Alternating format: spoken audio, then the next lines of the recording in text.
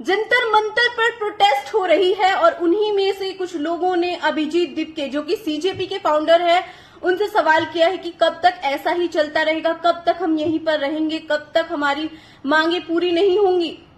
यही सवाल किए जा चुके हैं। और लद्दाख से आए हुए सोनम वांगचुक जी, जो कि सर्दियों से आए और दिल्ली की भीषण गर्मी को सह रहे हैं भूखे रहकर, उनका शुगर लेवल भी गिर चुका है और वो बीमार भी पड़ चुके हैं, लेकिन फिर भी वो प्रोटेस्ट लगातार कर रहे हैं।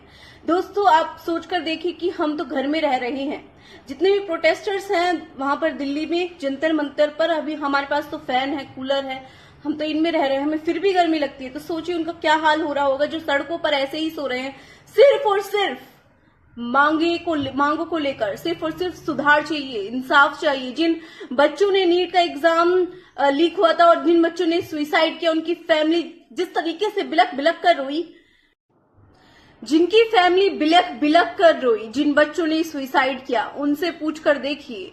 वो वहां पर प्रोटेस्ट अब अलग तरीके से हो रही है। वहां पर एजुकेशन सिस्टम का शव बनाकर उसके इर्द गिर्द बैठकर बिलख बिलख कर रो रहे हैं। मैंने आपको ऑलरेडी एक वीडियो में बता दिया है, लेकिन फिर भी दोबारा बता रही हूं।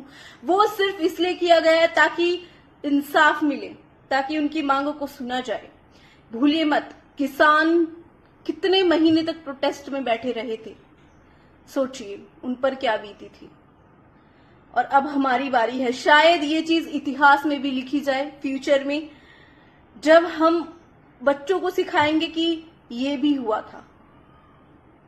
धरने पर बैठे थे, स्टूडेंट्स ही धरने पर बैठे थे, सिर्फ और सिर्फ अपने हक के लिए। ये सिर्फ एक प्रोटेस्ट नहीं है, ये लड़ाई है जो इंसान अपने हक के लिए लड़।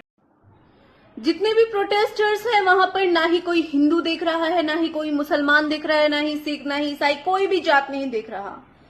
और यही है हमारे देश की असलियत, जिसकी जो सिस्टम की वजह से छुप चुकी थी, दब चुकी थी, वो अब बाहर निकल कर आ रही है। वो प्यार मोहब्बत बाहर निकल के आ रही है। एक दूसरे की केयर करना, एक दूसरे को प्यार देना, एक दूसरे को समझना, यही तो है हमारा इंडिया। लेकिन सिस्टम की वजह से हमारे इंडिया के अंदर नफरतें फैल गई हैं। वो बिल्कुल नहीं होना चाहिए। यूनिटी होनी चाहिए। जिस तरीके से प्रोटेस्ट, जितने भी प्रोटेस्टर्स हैं वहां पर मुसलमान हिंदुओं को खाना खिला रहे हैं, हिंदू मुसलमान के लिए जाए नमाज बिछा रहे हैं नमाज पढ़ने के लिए, और ये बहुत ही ज्यादा अच्छी बात है। और जब मैंने ये वीडियोस देखी ना, मुझे बहुत खुशी मिली कि मतलब हमारा इंडिया इतना अच्छा है, इतना खूबसूरत है। हमारे इंडिया की खूबसूरती ये है, ना कि वो जो हम अपने दिमाग। तो एकता जो है ना हमारे देश की, यही सबसे बड़ी दिक्कत है सिस्टम की।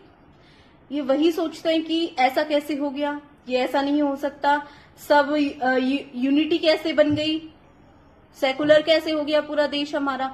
यही चीज सिस्टम को बेकार लगती है, इसलिए तो ना ही मांगे मान रहे हैं, ना ही कुछ कर रहे हैं। और मतलब जिस इंसान के हाथ में हर डोर हो वही कुछ नहीं करेगा, तो फिर जनता तो प्रोटेस्ट करेगी ही। जनता प्रोटेस्ट किस लिए कर रही है? अपने हक के लिए कर रहे हैं ना। तो उनको ये सोचना चाहिए, हमारी वजह से मासूम बच्चों ने अपनी जान गंवा दी। पूरा पूरा साल लगा देते हैं, पैसे लग जाते हैं इतने नीट का एग्जाम के लिए, फिर भी लीक हो जाते हैं एग्जाम।